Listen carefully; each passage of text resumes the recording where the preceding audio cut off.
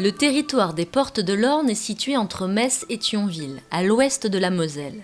Il se compose de 550 hectares de friches industrielles et concerne les communes d'Amnéville, Gandrange, Mondelange, Richemont, Rombat et Vitry-sur-Orne. Ancien fleuron de l'activité sidérurgique lorraine, abritant les usines de Rombat et de Gandrange, le site fait aujourd'hui l'objet d'un important programme de réhabilitation. Il accueillera ces prochaines années de nouvelles habitations, des aménagements paysagers, des espaces dédiés à l'innovation et des zones d'activité. L'ambition est de taille. Il s'agit d'impulser une nouvelle dynamique économique et urbaine à la vallée de l'Orne, lui forger un nouveau visage tout en conservant une partie de son patrimoine industriel, témoin d'une mémoire collective. Ce patrimoine bénéficie d'importants atouts comme du foncier remarquablement bien situé, en fond de vallée, desservi par des réseaux routiers, fluviaux, ferroviaires et même aériens. Il présente aussi et néanmoins des contraintes liées aux anciennes activités sidérurgiques qu'abritait jadis ce territoire. Les explications de Régis Stenger, directeur des études et travaux de l'établissement public foncier de Lorraine.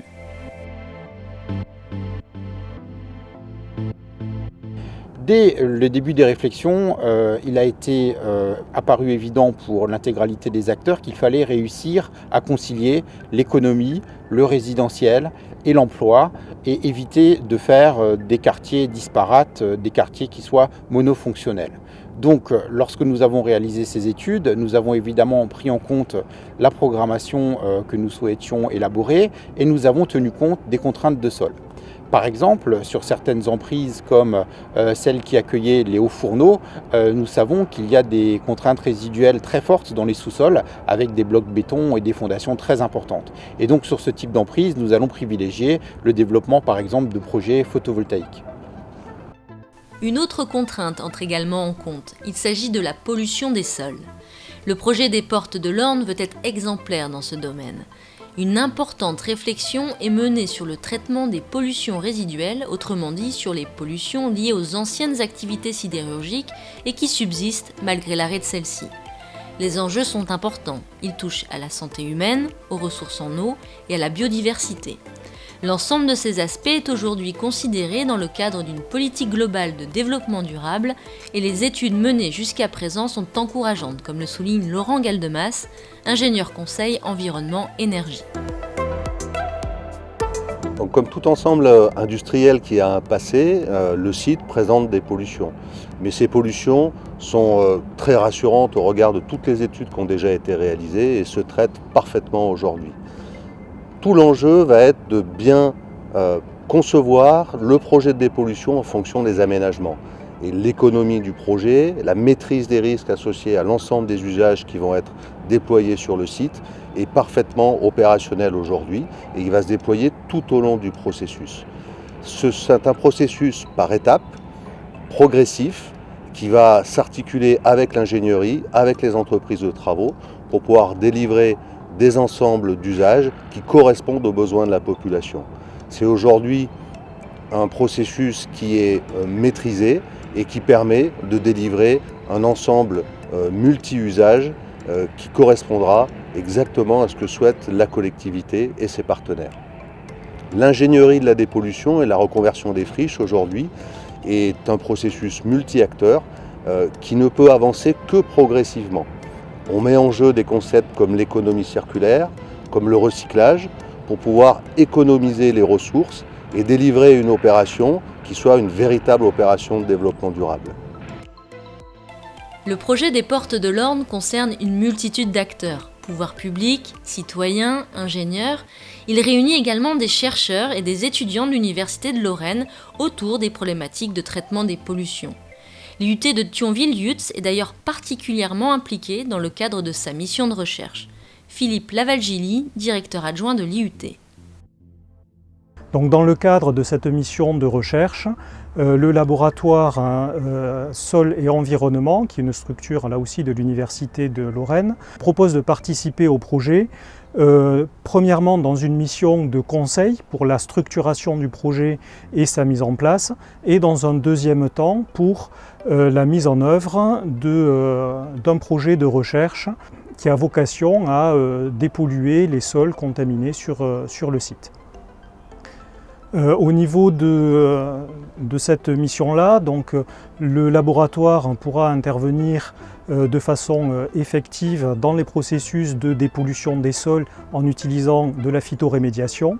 Et nous avons aussi, au niveau de la structure IUT, des étudiants en génie de l'environnement qui pourront utiliser ce site et venir sur ce site pour proposer leur savoir-faire dans le cadre de projets tutorés.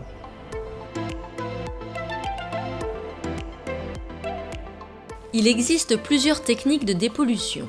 Elles varient selon les besoins et les caractéristiques des sites à traiter.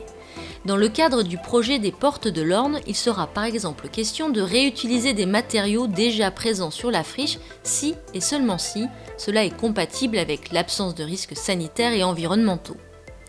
Le réemploi de matériaux est strictement encadré et contrôlé. Il fera donc l'objet d'une grande vigilance. Par ailleurs, il existe des techniques de phytoremédiation. Elles consistent à utiliser l'action des plantes pour dépolluer naturellement. Ainsi, en installant ce que l'on appelle un couvert végétal diversifié, il est possible de décontaminer des sols pollués. Cette technique sera également mise en œuvre dans le cadre du programme de dépollution. Gero Falla, enseignant-chercheur en biologie environnementale à l'Université de Lorraine, mène des études sur le site des Portes de l'Orne.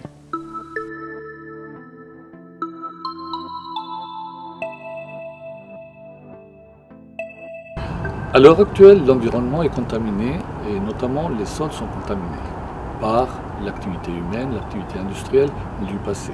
En Lorraine, notamment, nous avons des sites et des friches pollués, environ 6000 hectares des sites pollués qu'il faut traiter. Pour les traiter, il y a plusieurs méthodes utilisables, des méthodes mécaniques, des méthodes chimiques et des méthodes biologiques. Dans notre cas, nous utilisons des plantes, donc une méthode biologique, notamment Miscanthus x giganteus, qui est un graminé qui pousse en C4, c'est-à-dire pousse très rapidement, avec une structuration très rapide dans la fabrication de biomasse. Cette méthode est une méthode propre, certes, car nous allons utiliser du vivant pour remédier à la contamination de ces sols. Par contre, c'est une méthode qui est lente, qui dure quelques années et qui favorise non seulement la réhabilitation des sols, mais in fine va provoquer la production de biomasse qui pourrait être utilisable.